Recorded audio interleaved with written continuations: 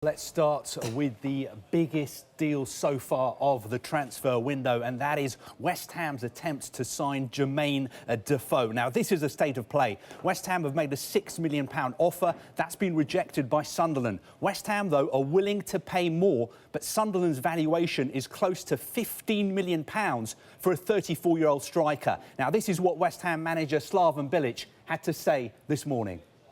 He does the things that are the most important in a football game, and that's goals. You know, and he's scoring them. He scored them last year, and in every game, it's not only scoring goals. He's got chances. He's in chances, and the most of the chances he's converting them into goals. So he's an excellent player, of course.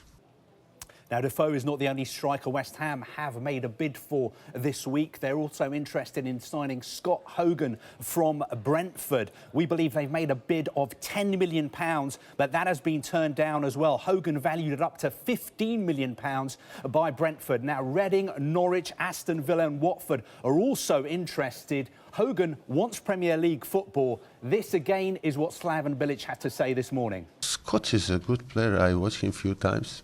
He's scoring goals. He's very sharp, very quick, really good finisher. He does it in the Championship. He's very young and a really good prospect and a good player now. It all seems to be about West Ham United this morning. Another player they're interested in signing is Glenn Johnson. Now, West Ham want cover at right back, but Stoke don't want to sell, even though Johnson has just 6 months left on his contract. Stoke say they have an option to extend his deal. Now, of course, Johnson started his career at West Ham 15 years ago.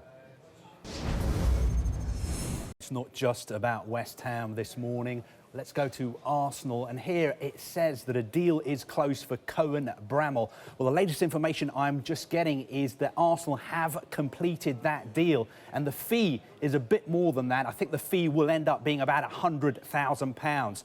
But could Arsenal also be selling players, buying more players? Well, Arsene Wenger has been talking this morning. As usual, he's been keeping his cards pretty close to his chest. He says Arsenal have not had any offers for full-backs Carl Jenkinson and Matthew Debuchy, and he won't be drawn on reports of interest in Porto full-back Ricardo Pereira. Who is coming out, going out at the moment? Nobody. Who is coming in? Nobody. But you know, for us, the best way would have be to get Cazorla back, to get Danny Welbeck back. Anyway, with very little hope to find players of that quality in the January transfer market. So the best way to deal with that is to get our injured players back. We're expecting Everton to be very busy this month. Of course, they've got a new owner who's got new big plans for the club. They've been strongly linked with a number of players already. Now, Ben Ransom, our reporter in the North West, is covering Everton for us today. Ben, what can you tell us about what Everton are up to?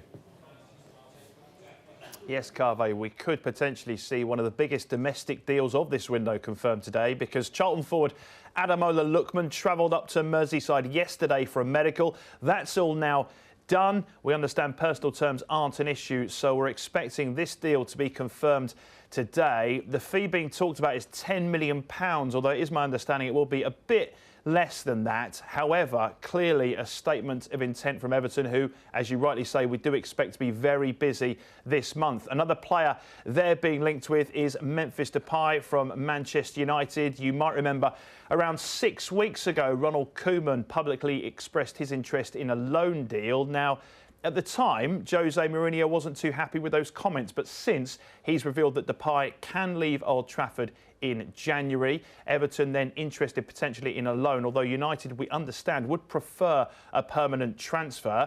Given all that, reports this morning in France suggest that Nice are also perhaps tracking Depay, and they are looking to make a loan deal with the option to buy in the summer. So watch this space on him.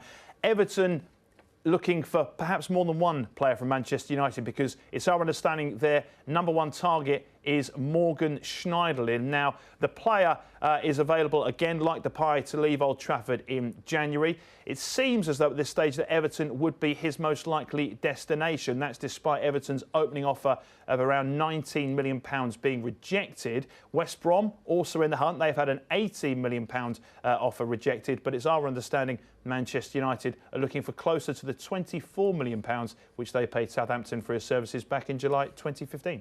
Now here is a blast from the past. Ravel Morrison is training with Wigan Athletic as he considers his future. The former Manchester United and West Ham midfielder is looking for a new club after failing to make a single appearance for Lazio this season. Lazio have told him he can leave. Wigan manager Warren Joyce used to coach Morrison at Manchester United.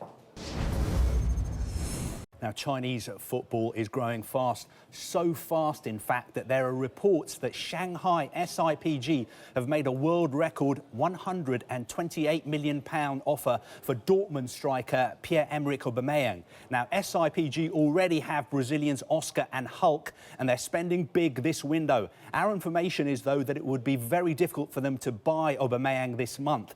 Dortmund have denied that a bid has been made. They say they won't comment on hypothetical matters. Now, staying in China, another player Chinese clubs are trying to sign is Carlos Bacca, the AC Milan striker. But it doesn't look like he's going to be seduced by Chinese money. Shanghai Shenhua, Guangzhou Evergrande and Tianjin Quanjian are offering him £170,000 a week. His agent says Bacca is happy in Milan. Apparently, money isn't everything.